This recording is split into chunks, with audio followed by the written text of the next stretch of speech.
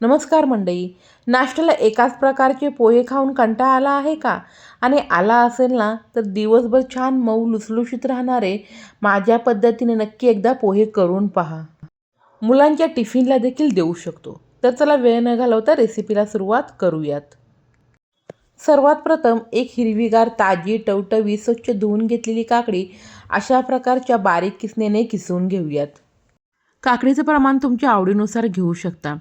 बाहेर ज्याप्रमाणे मऊ लुसलुशीत तोंडात टाकताच विरघळणारे कांदा पोहे मिळतात ना, ते घरी बरं का होत नाही? असं सर्वच महिलांना प्रश्न पडतो. परंतु आज मी तुम्हाला पोहे भिजवण्याची एक ट्रिक देखील सांगणार आहे. काकडी किसून झाल्यानंतर त्यातील संपूर्ण पाणी अशा प्रकारे हाताने दाबून काढून घेऊयात. नेहमीचे कांदे पोहे करताना जेवढा वेळ लागतो त्याच्या निम्म्या वेळात मी दाखवलेल्या पद्धतीने कांदे पोहे तयार होतात. अशा प्रकारे काकडीतील संपूर्ण पाणी मी काढून घेतलेले आहे. 1.5 कप जाड पोहे पुरणाच्या चाळणीमध्ये घालून 2 वेळा चाळून घेतले. चाळून घेतल्यामुळे पोह्यांमध्ये काही राळ असेल ना, तर ती देखील पूर्ण निघते. चाळलेल्या पोह्यांवरती 1 ग्लास थोडंसं पाणी घालून हाताने व्यवस्थित मिक्स करून घेऊयात. एकदम सर्व पाणी न घालता थोडेच पाणी घातल्यामुळे पोह्यांचा अजिबात गिचका होत नाही. संपूर्ण पोहे ओलसर झाल्यानंतर चाळणीमध्ये व्यवस्थित ते पसरून घेऊयात. त्यामुळे छान एकसारखे असे पोहे भिजले जातात. कांदे पोहे करताना मी दाखवल्याप्रमाणे तुम्ही पोहे भिजवून घेतले ना, अजिबात थंड झाल्यानंतर देखील खाताना घास लागणार नाही. छान दिवसभर देखील मऊ लुसलुशीत राहतील. अशा प्रकारे 10 मिनिटे आपण पोहे भिजवून घेऊयात. तोपर्यंत आपण पोह्यांसाठी फोडणी करणार आहोत. त्यासाठी 1 पळी तेल घालून घेतले. तेल छान गरम झाल्यानंतर पाव चमचा राई तडतडल्यानंतर पाव चमचा जिरे, मूठभर शेंगदाणे आणि अर्धी मूठ त्यामध्ये मी फुटाणे घालून घेतले. सर्व साहित्याचं प्रमाण तुम्ही पोहे किती करणार आहात ना, त्यानुसार कमी जास्त करू शकता. पोह्याच्या चमच्याने 1 चमचा उडदाची डाळ. आता हे सर्व जिन्नस छान खरपूस होईपर्यंत तेलामध्ये फ्राय करून घेऊयात. नेहमी कांदे पोहे करताना ज्या प्रकारे आपण शेंगदाणे खरपूस असे भाजून घेतो ना, त्याच प्रकारे हे देखील मी तेलामध्ये भाजून घेणार आहे.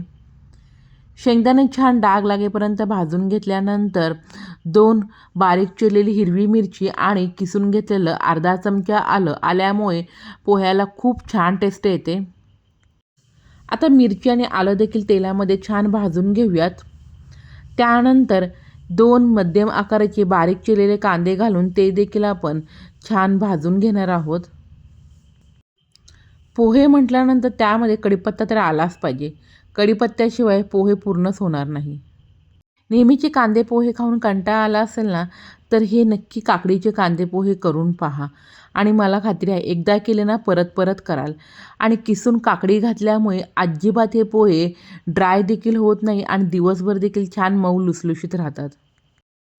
सुरुवातीला आपण जी काकडी किसून नंतर त्यातलं पाणी काढून घेतलं होतं ना, ती फोडणीमध्ये मी घालून घेतलेली आहे. काकडी घालून झाल्यानंतर फक्त 1 मिनिटभर छान फोडणीमध्ये परतून घेऊयात. काकडी शिजायला अजिबात जास्तीचा वेळ लागत नाही. काकडीचा किस, उडदाची डाळ आणि फुटाणे घातल्यामुळे पोह्यांना खूप छान टेस्ट येते. 1 मिनिटभर काकडी छान परतून झाल्यानंतर सुरुवातीला जे भिजवून घेतलेले पोहे आहेत ना, ते फोडणीमध्ये घालून घेऊयात.